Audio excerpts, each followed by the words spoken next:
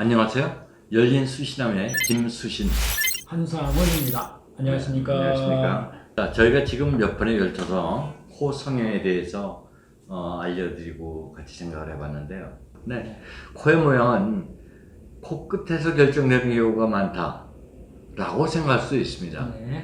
우리는 이제까지 전부 그죠? 그렇죠. 콧대가 낮냐 높냐, 네. 낮냐 높냐 그 두 가지 하나였는데 지금 그렇지 낮냐 높냐는 50년 전 이야기고요. 그렇죠. 그 다음에는 넓으냐 좁으냐 그죠? 네. 셋째, 지금은 가장 중요한 게 콧망울이 그렇죠. 3차원적인 형태죠. 그래서 점점 그런 쪽이 많아져서 뭐 짧은 코, 긴 코, 화살코, 넓은 코, 좁은 코, 복코, 네. 코끝 모양에 대해서 네. 수많은 이야기들이 막 회자되고 있죠. 네. 자, 오늘은 그 중에서 긴 코와 화살코에 대해서 우리가 이야기를 하기로 하고요. 특히 이제 콧망울에 대한 이야기를 제가 생각하는 개념을 네. 한 선생님과 같이 나눠보도록 하겠습니다. 선생님 생각은 어떠십니까? 화살코, 화살코. 원인 화살코 하면 이제 떠오르는 이미지는 우선 코가 굉장히 길다. 긴데 코끝이 굉장히 뾰족하면서 아래로 쳐져 있다. 언뜻 생각하면 우리가 이제 동화 속에 나오는 마귀할멈코 같은 경우 생각할 수 있는데, 마귀할멈은 여기가 굉장히 툭 튀어나와서 그 진짜 마귀 같은 느낌을 주죠. 화살코 자체는 그렇게 여기에 그 혹이 튀어나오지 않더라도 굉장히 길면서 앞으로 혹은 약간 아래로 긴 코를 이렇게 나타낸다, 이런 이미지를 저는 갖고 있습니다. 그렇죠. 근데 이제 화살코 같은 경우는 매부리가 좀 많이 겹쳐요. 네, 약간 있는 경우가 겹치죠. 많아요. 그 주이시 코 같은 유대인들 코다든지 네. 뭐 이럴 경우는 아주 특징적이죠. 네. 그래서 이 이상적인 코의 모양은 어떤 거로 선생님 생각하십니까? 우리 특히 일반적으로 이제 코의 이 길이와 넓이, 높이가 어느 정도 이제 보기 편해야 되는데, 우리가 화살코에서 생각해야 될 것은 이 코의 비주, 이 비주와 입술의 이 각도인데요. 이게 보통은 한 90도나 95도에서 110도 정도 사이, 그 정도가 돼야지 되는 건데, 우리가 이제 화살코라면 이 각도가 굉장히 작죠. 굉장히 작아서 이렇게 덮여 있으니까 나이 들어 보인다든지 너무 길어 보인다든지 이런 느낌을 받을 수가 뭐 있습니다. 특히 우리나라 사람들은 이제 입이 좀 튀어나와 있죠. 네. 서양 사람들은 입이 들어가 있으니까 그 각도를 말할 때 우리가 네네. 맨날 그 요거 뭐지 비주하고 네네. 입술의 각도인데, 여기다 보이다시피 비주와 입술의 각도를 이야기하는데 네. 우리는 뭐 같은 코라도 입이 나와 있기 때문에 이 옆에서 볼 때 각도가 이렇게 어떤 경우는 뭐 한 30도, 40도뿐이 안 되죠. 네. 그런 것보다는 이게 지금 말씀하신 게 이게 한 90도, 95도, 네. 100도 될 때 이제 약간 네. 세련돼 보인다 네. 하는 말씀이죠. 네. 그래서 입술이 또 하나의 그 결정적인 요소가 네, 되긴 하는데, 그렇습니다. 네. 그런데 이제 이게 길고 이렇게 내려와 있다고 할 때는 제가 이제 해부학적 구조로 봤을 때는 두 가지가 문제인 것 같아요. 네. 하나는 이 비중격, 코의 길이를 정해주는 비중격 자체가 굉장히 길다. 그래서 이게 콧대가 길면서 코의 밑에 있는 연골, 그제 날개 연골이라고 그러죠. 알라 연골이 이렇게 처진 경우가 있고, 혹은 비중격의 길이는 괜찮은데 코끝에 있는 이 알라 연골, 날개 비익 이익이라고 연골이 하죠. 너무 날개니까. 그렇게 생겨서 이 연골은요, 그 연골의 모임 생긴 대로 그 모양이 나오거든요.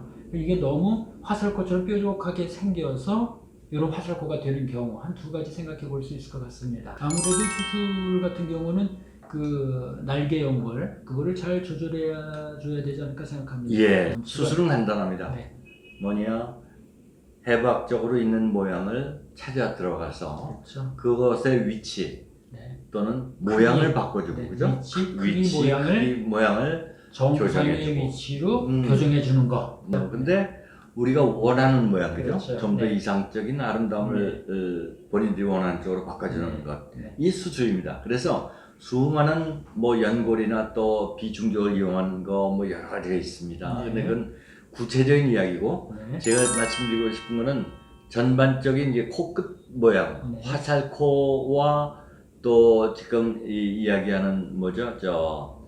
긴 코, 긴 코. 네. 말고도 짧은 코 네. 등이 있는데, 이 복합적인 이 코끝의 모양에 대한 네. 것을 한번 설명을 네. 드릴게요.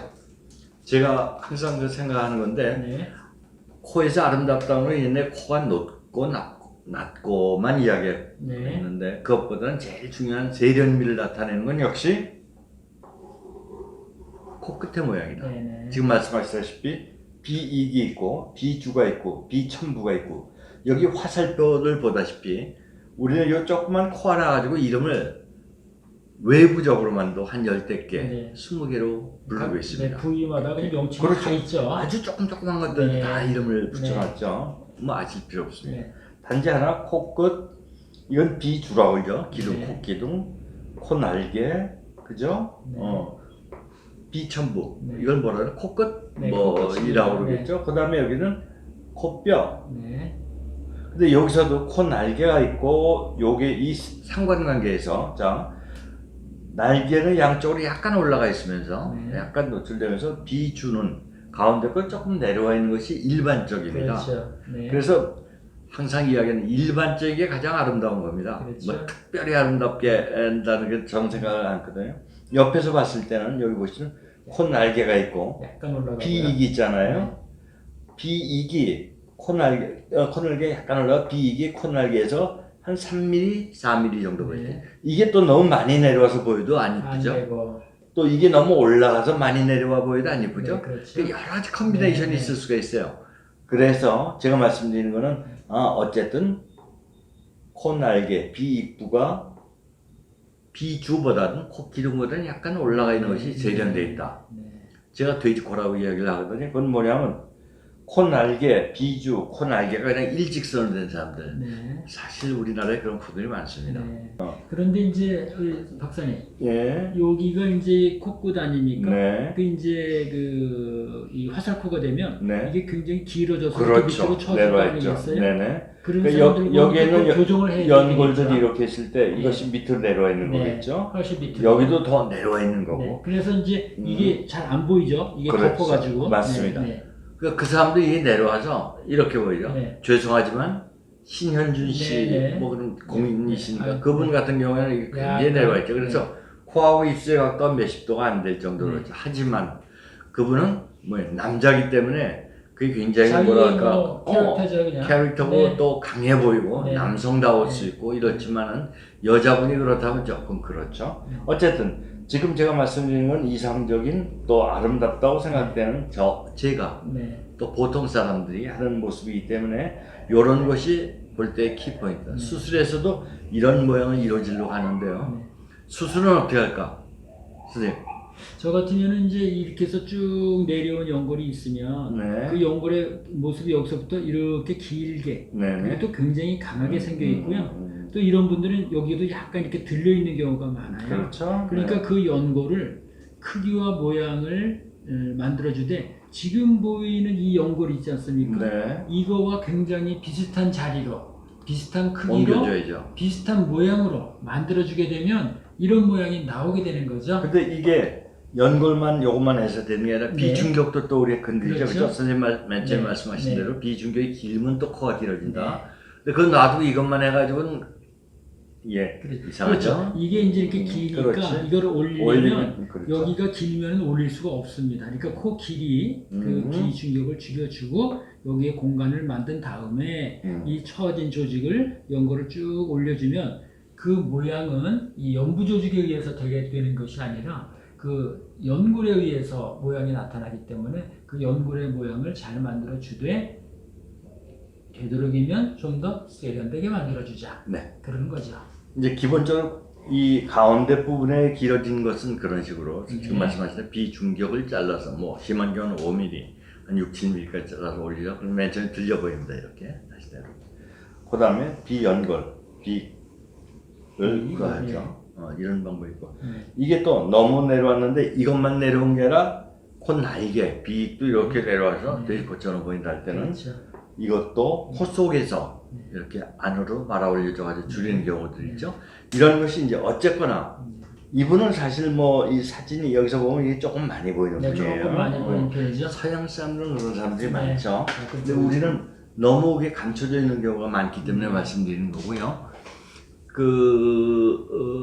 콧기둥이 또 너무 길게 나와 있는 경우에는 지금 말씀하신 외에 앞에 있는 연골을 조금 자르고 피부를 네. 잘라서 그죠? 그렇죠. 또 어디 둘에- 있는 연골을 어떻게 자를 어. 것인가는 어떻게 보면은 이제 환자마다 달라서 우리가 아까 말씀하신 이제 이 비익 연골을 조절을 하지만 나머지 이 코의 끝의 길이를 얼마나 한다든지 요거를 약간 좁게 하는 게 좋겠다, 약간 통통하는 게 좋겠다 이런 세부적인 것은 그때 환자마다 잘 상의돼서 정해야 됩니다. 그래서 긴 코를 화살코를 짧게 하는 데는 크게 세 가지. 하나는 네. 비중격을 짧게 하느냐. 네, 둘째는 비익 연골을 어떻게 조정해 주느냐. 셋째는 비익 앞에 나와 있는 앞 전방에 있는 연골을 잘라서 네. 그런 건 한 1mm, 네 그렇죠. 뭐 네. 1.5mm 정도 조절. 피부와 연골 잘라서 조금 올려주는 네. 이런 여러 가지 방법들을 응용해서 우리가 소망하는 모양을 이루도록 네. 하고 있습니다. 여기서도 뭐 개방형 수술을 할 수도 있고, 또 네. 이제 폐쇄 소그룹만 그렇죠. 짤 수도 네, 있는데 네. 뭐 저는 개인적으로 항상 개방보다는 폐쇄적인 네, 걸 네. 좋아하지만은 네. 뭐 그건 의사들의 그렇죠. 그죠? 네, 네. 기호 그건 뭐, 프레퍼런스에 네, 따라서 그렇습니다. 다를 것 어떻게 같습니다. 좋다고 말하기는 좀 어렵습니다. 선생님 그 화살코나 이 긴 코 교정할 때 주의사항은 뭐가 있다고? 글쎄 제가 봤을 때 음. 뭐 우리가 이 교정하는 게 아주 어려운 게 아니기 때문에 교정을 하게 되면은 어느 정도 이제 환자가 만족하는 것이 일반적입니다. 이런 수술하면서 특별히 무슨 염증이라든지 혈종이라든지 이런 감염이라든지 이런 합병증 별로 겪어본 경험은 없는 것 같습니다. 모든 수술에 있기는 있는 건데 네. 그렇게 뭐 심하게 있는 거나 부작용이 있는 건 아니었다. 이렇게 이 말씀드리겠습니다. 수술을 했을 경우에 보통 너무 들려서 코가 많이 들렸다. 네네. 뭐 이런 거는 별로 없어요. 네네, 그렇죠. 그러니까 조금 더 올라갔으면 좋겠다 그렇죠, 네네. 하는 경우가 더 많죠. 네, 근데 그게 사실은 옳은 겁니다. 오히려 더 낫지요. 응? 네. 그건 또 조금 더 조금 더 하면 두려움되죠. 되니까. 항상 부족한 게 지나친 것보다는 낫습니다. 아이고 명언이군요. 네, 네. 그것도. 네. 근데 이럴 경우에 이제 보통 긴 코나 이럴 경우는 매부리성들이 같이 그렇죠? 있기 때문에 매부리도 뭐 여러 가지 방법이 있죠. 뼈를 자르거나 어쨌든 갈거나 매부리도 같이 교정해야 효과를 좀 냅니다. 그렇죠. 그래서 이런 건 뭐 스님 말씀하셨듯이 큰 부작용이 있거나 그런 건 아니고 우리가 과연 만족할 정도가 됐나 네. 하는 건데 지나친 것보다는 약간 모자라. 항상 제가 그런 이야기를 하죠. 지나친 것보다는 조금 모자란 게 낫다. 감사합니다. 네, 감사합니다.